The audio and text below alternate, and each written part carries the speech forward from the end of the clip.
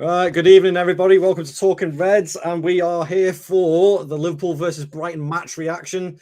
2-1 win. We made that extremely difficult on ourselves. I'm joined by Patricio and Reese for this one. We're going to be on for about half an hour, just going over what happened in the game and various bits and pieces. So I'll go to Patricio first.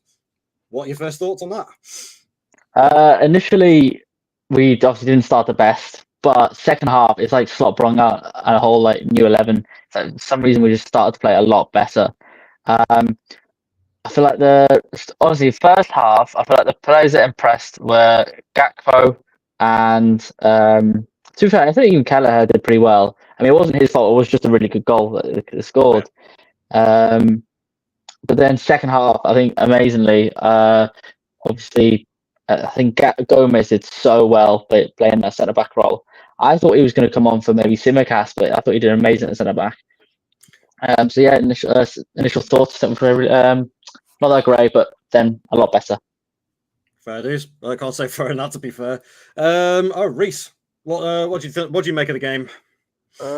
Like I said, good game. Like in terms of the actual game, it was quite a competitive back and forth. Brighton, we know, are a very good team.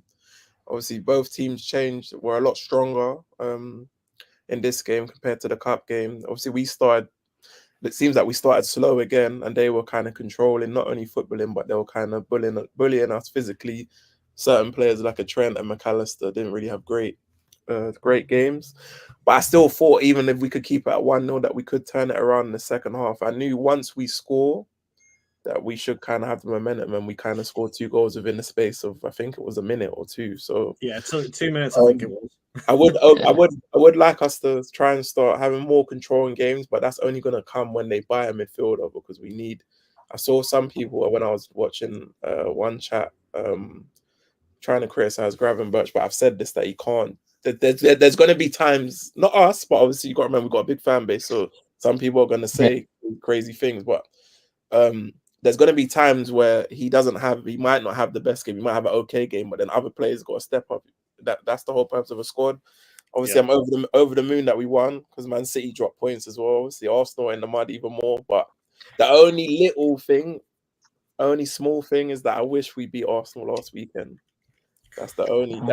When you think about it now, in terms of we would have been 9 in front of them, and then we would have been around 5 in front of City. But can't complain, and I'm looking forward to watching match of the day later tonight. Yeah, man. It's all good, because at the end of the day, I mean, I'm going to try and break this down like I did with the previous one I did on Wednesday with Patricio as well.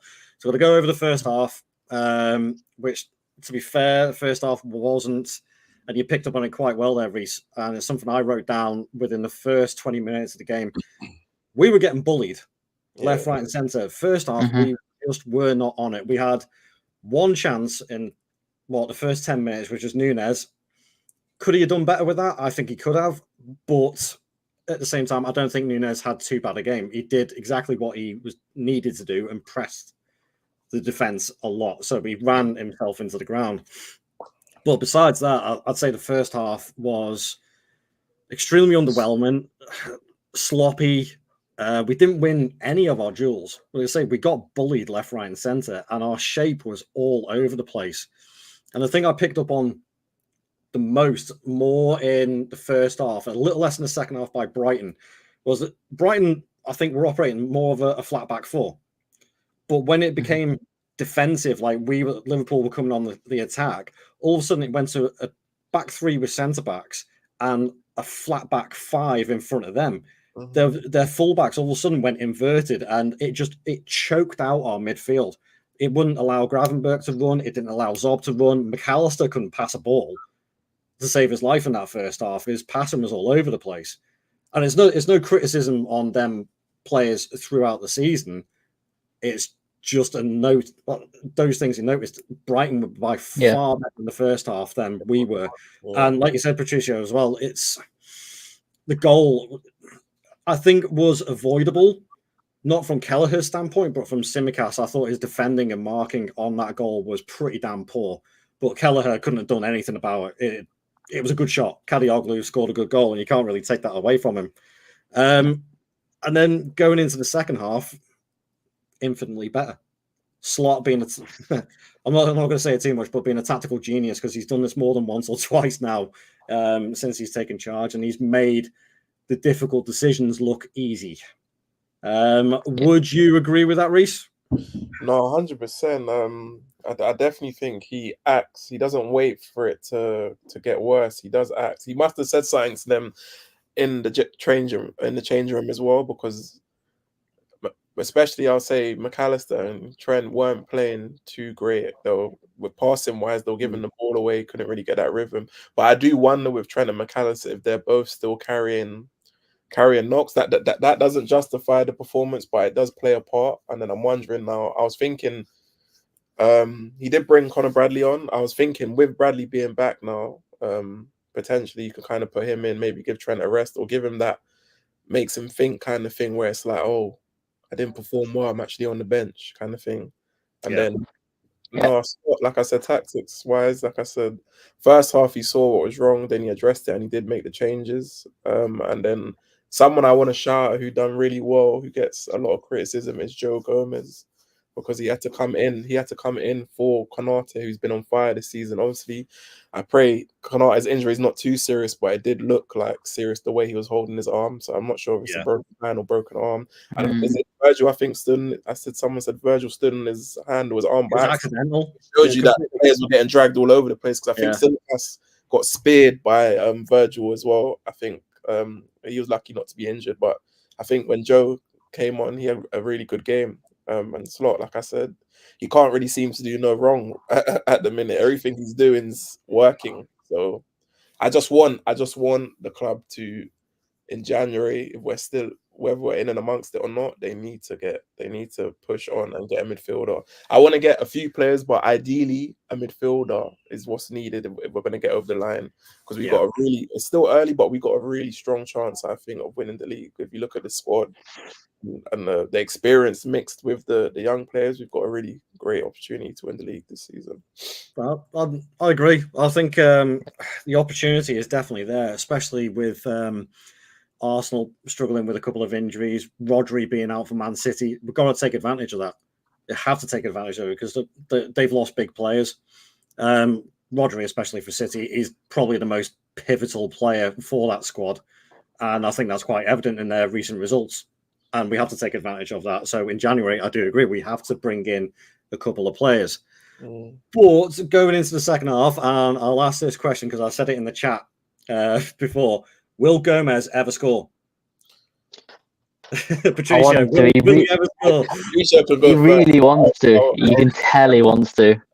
And I do see him scoring. You know, I think it might have irked him a bit when Conor Bradley had his first start and he scored for us. You know, I think that really irked Gomez. I'm hoping that pushes him and drives him to want to score for us. So he's due a goal. He's got to be. He's got to be. I mean, Gomez. Actually, I agree with what you guys said. I mean, coming in as a centre back for the second half and basically starting the entire half, he did incredibly well. And I don't know whether he was unlucky or whether he just didn't connect with that first header properly, where it was a brilliant chance. And personally, I still think he should have scored it, but maybe I'm a little too harsh on him because it was a little bit behind him. So he had to adjust himself a little bit. But I think overall, for that second half performance, I think Gomez is probably one of the players that stood out in the game. Yeah. But as that second half went on, it got more feisty. It got a little bit more nippy, a little bit more bite to it. There was a few more scuffles and such like, which I don't mind, actually. It works in our favour when we're at Anfield because it brings the crowd up.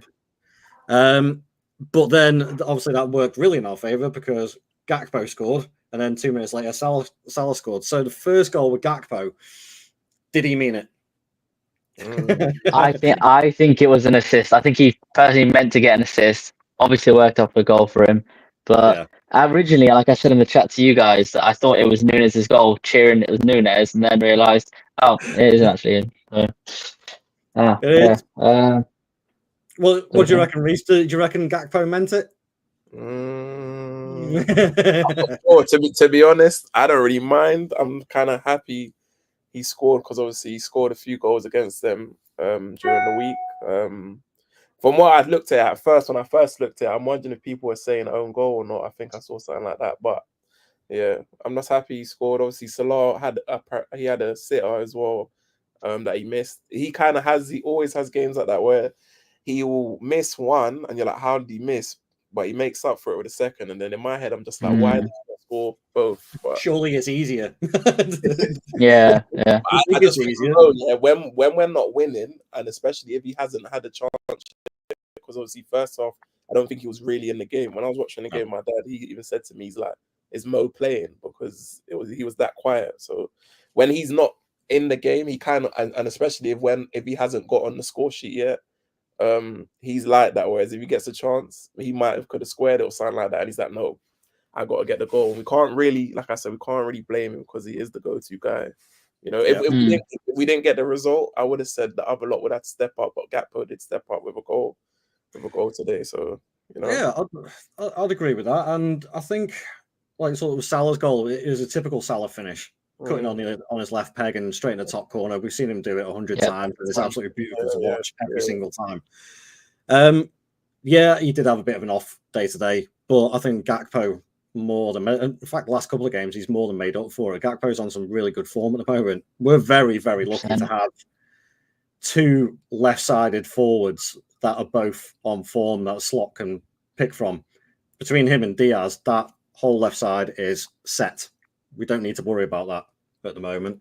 I think also a little shout out has to be made to Brighton as well. Yes. And their manager. I don't know what to expect from Brighton at the start of the season, especially bringing in a manager as young as they did. But Fabian Herzler has turned a few heads, to say the least, and Brighton may actually end up being one of the dark horses for this season. They've got a very good squad, a very young squad as well, so they're definitely a team to watch out for. So I don't think it's any... I don't know where you guys would agree with this. I don't think it's any shame in it, us going 1-0 down, because they are such a good side. And us actually struggling against them as well. I think that's just a testament to how well they're playing. I mean, I don't know whether you guys would agree with that. That's just the way I saw the game. I think seeing the way Brighton were moving the ball around and how much, especially in the first half, how much they were pressing us and bullying us, that's all down to their training work and their management. So credit has to go to them for that. They always cause us problems anyway. If you look at our history of playing Brighton, it's never an easy game, whether it was under Klopp or it's under Slot. And what I respect and admire about them is, even I've said this in the previous stream, is when they lose a big player, they go out and find another diamond that no one's heard of. So they happened with Bazuma, then they went and got Caicedo, then they lost Caicedo, and I forgot the guy's name. Who's the Cameroonian? Belabor. They've got him. So they've got so many. Their transfer committee, their scouts and whatnot. They always find a way, and it's the same with managers as well. When they lose a manager, they go and get another manager, and you've never heard of him, and he's a good manager. So whatever they're doing, they know what they're doing and what they're looking for. So they're a good team. If I was a Brighton fan, I would be more than over the moon of how they've been ever since they've come into the Premier League, because they're a solid top 10 team. And in fact, they're in Europe. I'm sure they were in Europe last year or this year as well. That's even more credit to them. I'm sure last year with the Zerbi, they were in, I think, either conference or one of the two, Europe or something. I think they missed out on Europe last season, so they're not in Europe this season, which may actually work to their advantage a little bit again. But no, I say full credit to them. They're a really good, well-run club from what we can see from the outside, and the proof is on the football pitch. They've given us a tough couple of matches. I don't know, when do we play them again? Hopefully a long way off. Not too sure with that one. Toward next year, that's what I'm hoping for. So, I mean, I'm going to be a tough game with their first 11. So. Okay. Well, let's have a little review so far. Obviously, we've gone over the match a little bit. Let's have a little review of the fixtures that we've had and what we've got coming before the next international break. Now, a lot of the pundits and stuff like that were saying that this block of fixtures was going to be our toughest test of the season so far, which I kind of agree with. But since we come back from the international break, it's been hang on, just got to figure this out. So we've had Chelsea, who we beat 2-1. Then we beat Leipzig, drew at Arsenal, beat Brighton, and then beat Brighton. That's if somebody was to turn around to us and say that's going to be your results off those fixtures, heading towards the next international break, I would have snapped their hands off. Yeah. It couldn't be going any better. I mean, is this all down to Slot or is it down to the players as well? It's both. I think it's both, to be fair. But I do think he's like I said, for all the qualities Klopp had, I think he's slightly different in terms of he may not be as animated, or he may not be necessarily as emotional. Because I just think as a person, he just seems like he's more down to business kind of thing. Because you saw, I think I don't know if you lot saw towards the end of the game, he celebrated with his coaching team and whatnot, a little brief huddle, but then he separated, and you could see on his face it's like business as usual, and he walked off. I just think that's the person he is. It doesn't mean he's not engaged or he's not as emotionally like interested. I just think he's a bit more, and I think the players need that a bit, because even though obviously as a club, Liverpool, you want to be emotionally invested as fans and as a manager with Klopp, and all credit to Klopp. But I do think they need someone who's a bit more like, if you don't play well, like I think he started Simicast, which shows you that's for Robinson not playing well against Arsenal. So it's kind of I think we need that kind of mix, because we've got experienced players who have won stuff and younger players. We need that mix of if you're not playing well or you don't do something, this is what's going to happen kind of thing. But he don't seem like doing it in a disrespectful way. Look at someone like Trent, who said when he spoke to him about how you can improve defensively, Trent thought he was going to lay into him. He didn't. He just showed him videos of what you're doing wrong, how you can do it better. So it's nice to just have something slightly refreshing, and I think it's a bit of both for me. I think I fully agree. Yeah, I'll say. Did you see the comments during the week, Patricio, about like what Reece mentioned with Trent and like sort of how he's coached him? I picked up on the quote as saying that he told Trent to basically turn his body like 8 degrees one way, and it would have nullified it. To have that sort of insight, in-depth insight into how one person on the pitch is playing their football, and just to have those little minor tweaks, I think is what is showing now, and it's going to continue to show over the season. Will that last though? That is. Well, I think you can definitely see like the improvements in certain players. Like just to talk about Nunes, he could have been offside multiple times, but he's pulled back. You can see he's obviously learning off the training and the management of Bielsa and of Slot. Players like Kwanzaa, he might be upset at the moment that he's not getting game time, but he's probably just going to improve his defensive ability, improve his possession on the ball, and then you will see more of him integrate into the team. You can see he wants to bring the youth players in and focus on academy players and give them time. Like he's noticing Jones isn't playing used to not play that well. He's focusing where his main abilities may do better at. So he's playing them there, and he is obviously, you can see improvement there. He's getting the best out of Gravenberch, who, as an 8 under Klopp, I thought, why have we signed this guy? I think he's doing that great. So I'm glad that you're seeing this. Gakpo, or the left wing, he obviously noticed that he was doing great in the Euros for it being left wing, and he's playing in there now, and you can see it with the goals he's scoring. He likes to be on that right foot. So I'm really impressed with everyone, how they're doing. There's not like I think there's certain players that aren't benefiting, being Szoboszlai and Simicast, but bar those two, I think everyone else is performing like amazingly. Yeah. I'd agree with that. I mean, at the end of the day, the proof's in the pudding and in the results. The results that we got, he's one loss, one draw, and the rest wins. And the draw was to Arsenal. Yeah, and he couldn't really ask for better results than that at all. Going into like sort of after the next international break, which is in, I think it's after next week's game. 2 games time. I'm just looking at the fixture list here. So we got Leverkusen on Tuesday, at Anfield. That's going to be a fun game. Xabi coming back to Anfield. Yeah. And then we got Villa at Anfield. That is going to be a very interesting game. City got Brighton away next weekend. Yeah, so and Arsenal's got Chelsea. So obviously we got to focus on our game. But that potentially could be another. We get our points and they drop points. So we just got to cancel that. When we come back after international break, I think we got City. So it'll be nice to have a gap because then the pressure's on them. Obviously, I want to take the game to them, but if the pressure's on them, I mean, they kind of got to do more where we can kind of maybe play it in a clever way. So yeah, I would say our next run of fixtures, Leverkusen and Villa, both at Anfield, then international break, then Southampton. Okay. Away is going to be our first league game, and then it's Real Madrid. Okay.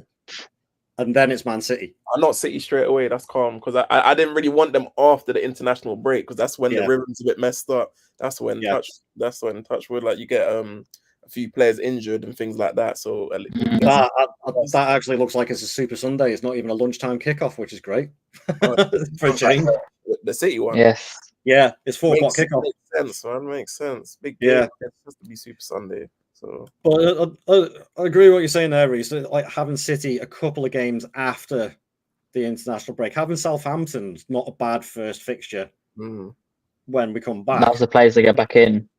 Yeah, back into the rhythm of it. Yeah, start getting that little, especially before Real Madrid. We're going to need that because that is going to be a tough game as well. I mean, Real Madrid and Man City back to back, and then to go to St James's Park after the City game and play Newcastle, who really did do a number on Arsenal today. How they played looked like how we should have played. We should have matched them physically. I did say that Arsenal's a good team, but for me, if they're going to win the league, they need to go to grounds where they've struggled. Obviously, I think Aston Villa, they beat Tottenham, but Newcastle, they've lost again. Physically, they just looked they were more up for the battle than Arsenal. And I think if we started that game with them and matched them with the physicality, that's why I said we need that extra midfielder so we can dominate because we know we can play. No one's not saying we can't play. We could play under clock, but we need the physicality for me. I've always 100%. Said that the DM I've always wanted is a destroyer. Yeah, like style. A Fabinho, innit, or a Kante, someone like that. Yeah, is somebody who's just going to break all those. I mean, okay, yeah, Rodri is probably one of the most pinnacle defensive midfielders. He's won the Ballon d'Or. That's the sort of player that you have to look up to and say, right, that's the sort of player that we want to get in. Very difficult to find. Probably not the style of player that Slot really wants. I'm not saying because I know Mats Wiefer plays for Brighton and he obviously played for Slot at Feyenoord. But I didn't see him really as that sort of destroyer type midfielder either. So I'm kind of glad that we didn't go for him when Slot came over. It's a difficult one. January transfer window. Will it happen? Who knows? Who knows? But I think for the final point, we're just running up to the 25-minute mark, so we'll round it off round about there. Tough one today for man of the match. So, Patricio, I'll go to you first. Who would you say your man of the match is today? Yeah, man of the match for me personally has to be Gomez, just for how well he played today. I mean, I know obviously there is Gakpo, and I wouldn't like or Salah as well. They both played well, except when Salah actually scored, when you actually saw him in the match. But to be fair, I do think Gomez just played out of his socks today. I was really impressed with him. Another person that I thought played quite well was Curtis Jones. And then just before I end off as well, I think a few Brighton players played quite well. Their keeper was unreal. I thought he had a great game. Although, yes, he did concede 2 goals. I think he played quite really well. And then Kadioglu and I think Matoma gave Trent a hard, difficult game. So I think those 3 stood up for me for Brighton side. But yeah, no, I think and to be fair, with Gravenberch, going back to it, I think Gravenberch is just like a standard that we expect from him now. We were praising him and still continues to do so, but he just continues to impress, and then that has become a regular thing now. Yeah, I think Gravenberch is he's made a rod for his own back on the standards side of things now, and it's kind of what we expect. So when he has a little dip off, it's like, okay, do we panic about it, or is it just an off day, so to speak? I don't think he really had an off day, so but he didn't play terribly. Nobody played terribly. It's just that nobody played amazing either. Reese, who's your man of the match for today? I'm gonna go Gomez as well, because you've got to bear in mind that obviously there's a few players you could say. Gakpo as well, he played really well, got a goal. Salah got a goal. I think from what I could see, I don't know how you lot felt Virgil done what Virgil does, and it usually just goes out the radar. Yeah. But I think, bearing in mind, we're losing the game, so there's pressure. It's not like we're winning. He's coming in a game where our back's against the wall. I don't know if they know anything about the other results that Arsenal lost, that City are losing at the minute. There's an opportunity. Brighton are playing really well out of their skin, and he's got to come in, and then he hasn't played, like I said, that rhythm as well. He hasn't played. He played during the week, but he hasn't been playing week in, week out, and then he's got to step up. So, I just think he played really well, kind of made the defense a bit calm, and he just slotted in, and it kind of shows that he can, for me, he can play centre-back. Yes, we know in the past he's had games that have not been the greatest, but there's loads of players that have, people, like I've always said, people forget he was the centre-back that was with Virgil when we won the league. So he can. People actually forget that he can actually play. But yeah, for me, it would be Gomez for me. What about you, Stu? I am going to be boring and go with exactly the same, to be fair. As I say, like, so I don't think anybody had a particularly amazing game, but I think you guys are right in saying that when Gomez came on, the tempo ramped up. Things just seemed a little bit calmer. I don't think that's any slight against Kanate. I just think it was a couple of tactical tweaks. But for Gomez to come in on that second half, whilst we're 1-0 down and we're having to chase the game, and then we get those two quick goals and we got our backs up against it because Brighton are just flying forward constantly. I can't really knock his performance, and I do rate Gomez. I really do. I just don't think he is up on that like sort of real higher ability to nail in a first team spot, but because he can play right across that back three, he's invaluable to the squad. Yeah. And I'm glad that we didn't sell him in the end. I can understand why he would want to go, but I'm glad that we didn't. He's got a great chance now for me, because I think he's going to play now, innit, based on this performance. So he's got a great chance while Ibu's injured. Obviously, I hope he recovers and takes all the time he needs. But if Gomez can come in and step in, it gives Slot something to think about, because then you don't have to rush Ibu back, and then it also makes you, and that's what you kind of want in a squad. You want other players, like what you said, he can play across the whole back line. So yeah, even defensive midfield, which we don't ever want to see again. May it continue. Just keep winning.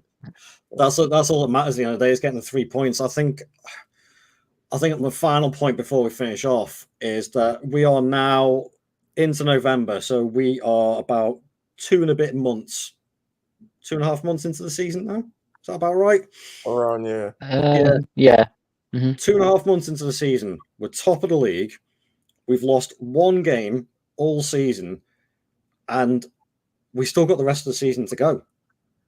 If this is a sign of things to come, I still believe, like, so the games that I've watched, I still don't think things have fully clicked yet. There are still things that are trying to come, and they are working on them in the training. You can see it, but it's just not quite there yet. But the fact that we're still getting the results should leave the other teams really, really worried.